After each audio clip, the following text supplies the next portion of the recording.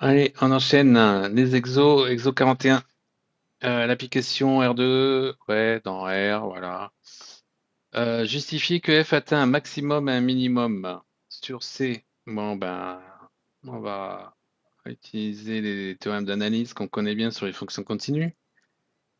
Cette fonction-là, qui va de R2 dans R, c'est des, ça c'est une fonction continue, hein. Combinaison, somme, de fonctions qui sont continues, donc ça c'est continu. Super. Ensuite, c'est quoi? C'est l'ensemble des x, y appartient à R2, tel que x2 plus y2 égale 13. Bah C, c'est un cercle, hein. X2 plus y2 égale 13. On est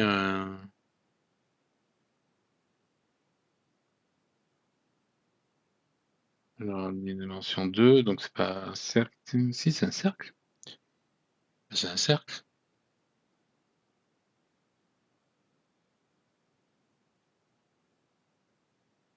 Le centre 0, 0 et le rayon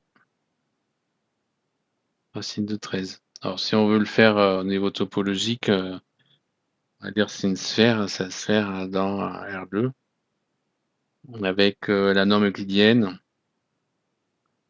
Donc, c'est la sphère de centre O. C'est l'ensemble des vecteurs U appartenant à R2 tels que la norme euclidienne de E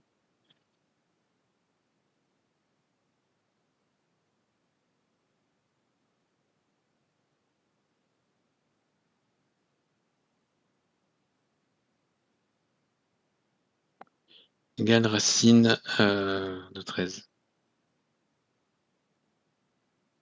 Bon, bah ça, dimension finie, ça c'est du... c'est que ça c'est un compact, hein. Ça c'est une partie fermée et bornée. Alors bornée à l'évidence, fermée, on peut voir ça comme l'image réciproque d'une fonction continue de R2. On est donc sur un compact. C est un compact. Et donc, on a une fonction qui continue sur un compact. Eh ben,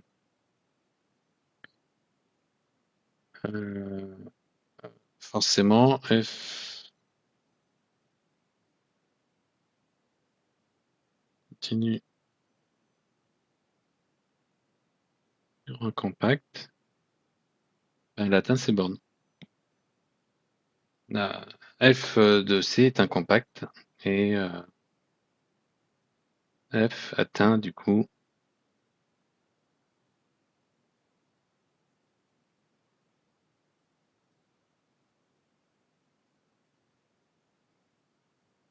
atteint ses bornes. Donc, bah, c'est pas la fonction constante, donc il y aura un maximum et un minimum.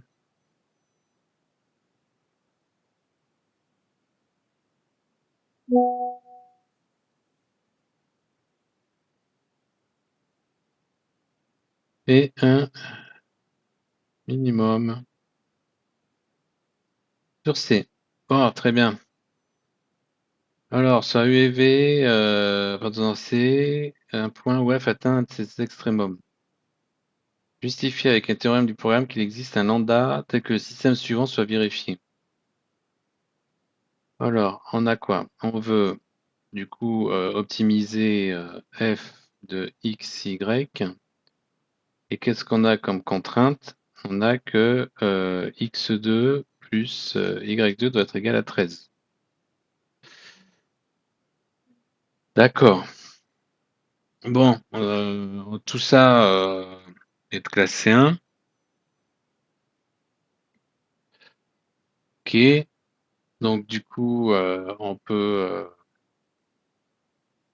déterminer le gradient de f en UV. Donc là, on va, on va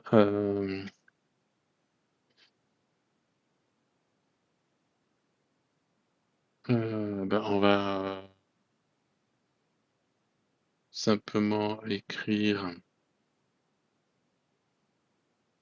Qu'est-ce qu'on va écrire? Ben, on va écrire que là, on a en U, ça va faire 8U plus 12V et ça va faire 12U moins 2V. Si ça, je note G de XY égale 13, le gradient de G, là c'est 2X, 2Y. Ok, bon ben, on voit que le gradient de G s'annule pas sur C.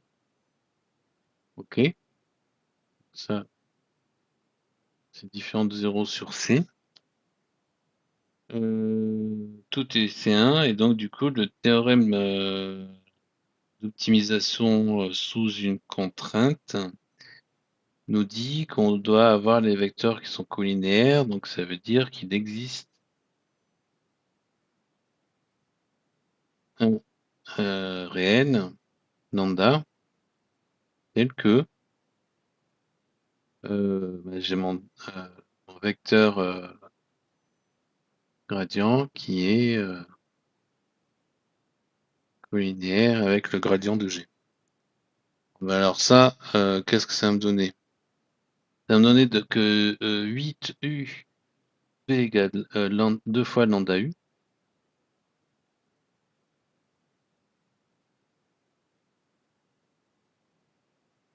Et que 12U moins 2V égale 2 fois lambda V.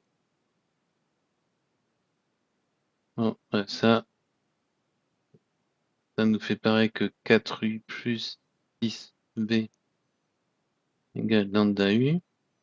Et 6U moins V égale V. Égale lambda V. Pas que j'oublie. Bah oui, bah voilà, bah c'est ce qu'on fallait montrer, très bien. Alors ensuite, petit b, montrer qu'on a ça en déduire les valeurs possibles de lambda. D'accord. On va écrire. On continue sur ce système. On a quoi? On a 4 moins lambda U plus 6V. Et on a 6U plus lambda moins 1V. Donc c'est équivalent à 4 moins lambda, 6 lambda moins 1, UV égale 0, 0. On va effacer un peu ici. Et on va reprendre.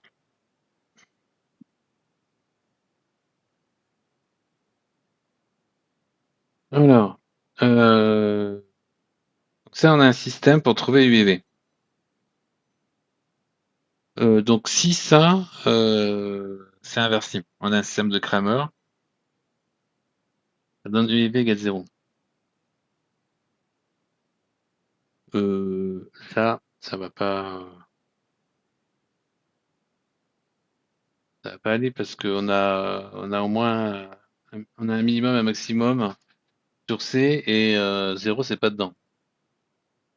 Donc du coup, on va avoir plusieurs solutions là. On peut pas, ça peut pas être une solution unique.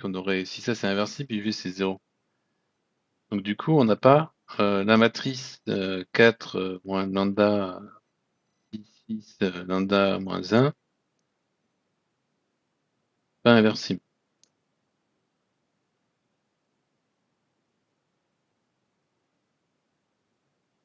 Donc, elle n'est pas inversible, son déterminant est nul.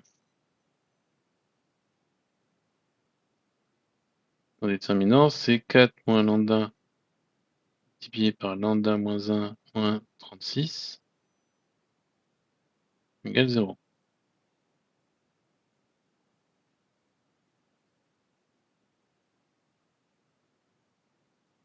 Alors là, je m'aperçois honteusement que quand j'ai ramené mon lambda là-bas,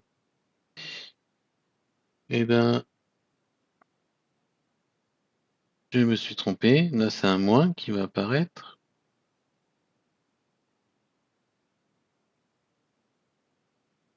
Donc là, quand je ramène mon lambda, ça va faire moins. Lambda plus 1. Donc là, on a un lambda plus 1.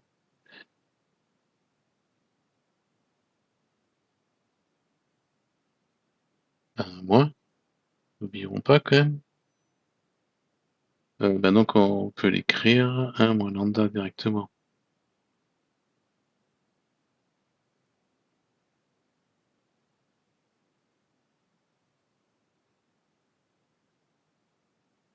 Ok, lambda plus 1. Faudrait que j'arrête de faire n'importe quoi, moi. Qu'est-ce que je raconte? Allez, on respire 2 secondes. Là, j'ai moins lambda plus 1. Donc, là, j'ai lambda plus 1. Et comme j'ai moins, ça va me donner. Ok, bon, voilà. Bon, bah, on va y arriver. J'efface tout. On recommence. Lambda plus 1. Cette matrice qui n'est pas inversible, son déterminant, ben, le moins, ça va me faire lambda moins 4. Facteur de lambda plus 1 moins 6 fois 6, 36 égale 0. Ouais, youpi, on a réussi. Bon, on déduit les valeurs possibles. Bon, bah, attention, hein, là, on va devoir faire une résolution d'une équation du second degré. Alors, on va essayer d'arrêter de faire des erreurs de calcul. On a lambda 2, moins 4 lambda plus lambda, ça va faire moins 3 lambda, moins 36, moins 4, moins 40. Égale 0. Alors, est-ce qu'on a des solutions évidentes? Ben, on a le produit, ça fait 40. Donc, est-ce que ça nous ferait pas un 8 fois 5?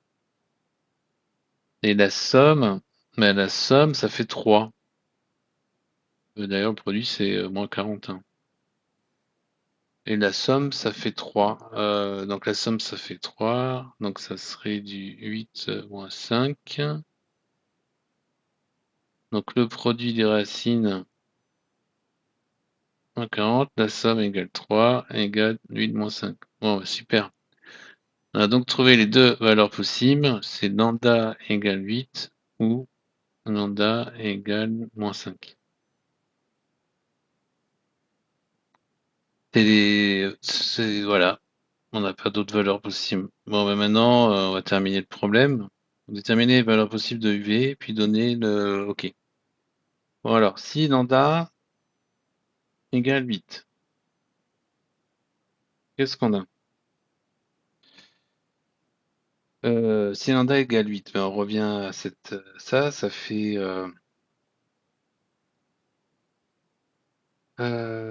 moins 4, 6, et là 8, moins 9.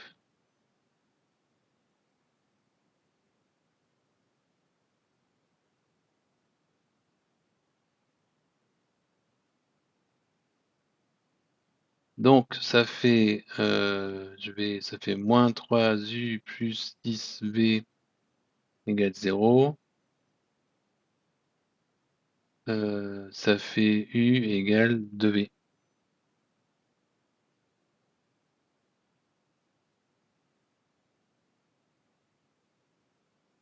Non mais pourquoi je dis n'importe quoi?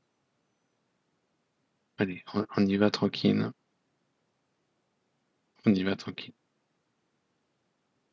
Ça fait, je vais diviser par 2, donc ça fait moins 2U plus 3V égale 0. Et en bas, ça fait 2u moins 3v égale 0. Bon, on arrive à deux choses qui sont liées, c'est rassurant, vu que le déterminant de la matrice est nul et que c'est pas inversible. Bon, ben, on va y arriver. Ça nous donne quoi? Ça nous donne u égale 3 demi de v. Bon, ben, c'est la fête.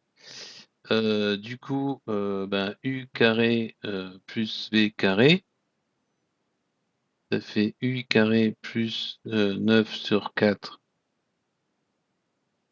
u carré. Ça nous fait, on va y arriver, hein, 4, on va mettre sur le même dénominateur, ça fait 13. Oui, 13 sur 4 u carré, et ça c'est égal à 13. Donc ça nous fait du u carré égale 4, soit u égale 2 ou u égale moins 2. Donc on a quoi? On a 2 et on a moins 2 pour UV. Bon, ben, si U égale 2, V égale...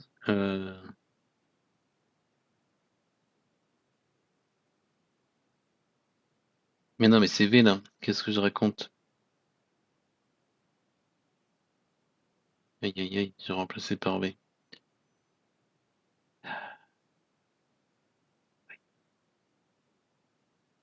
On va plus garder ça. Là, j'ai remplacé U. Donc ça, c'est V égale 2 ou V égale moins 2.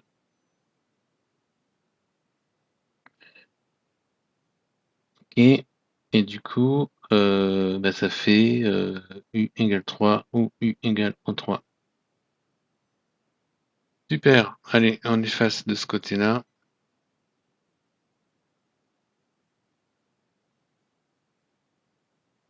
On va effacer là aussi.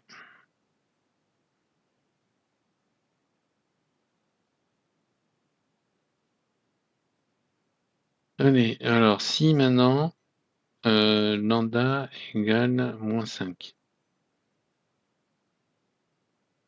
Donc on va avoir 4 plus 5, ça va faire 9. U plus 6v égale 0. On vérifie sur l'autre quand même. 6u moins 5 moins 4 plus 4v égale 0.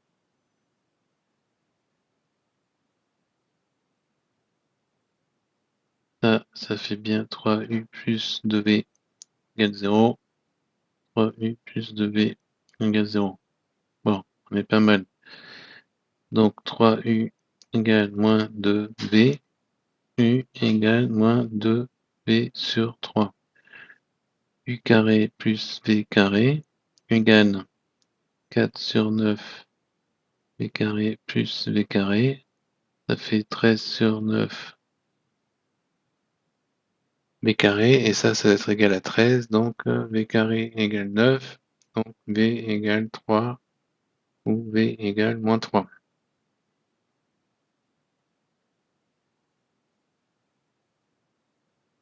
Donc du coup,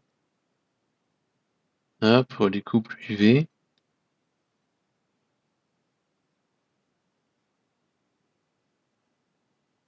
v égale 3, s'élimine, ça va faire moins 2, et là, ça va faire 2.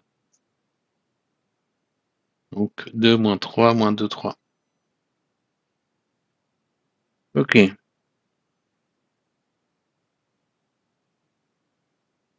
Maintenant, le F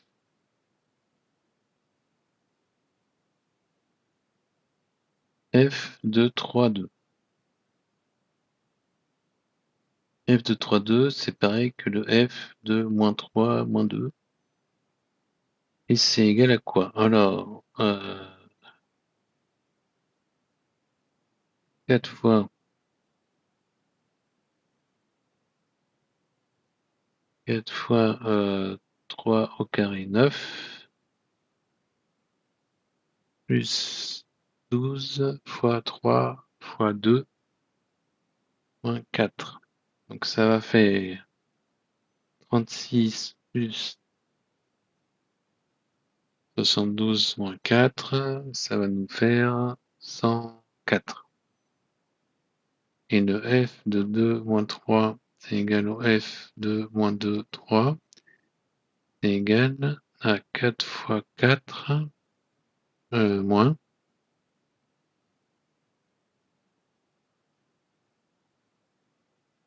Donc 4 fois 4, on va l'écrire, 16.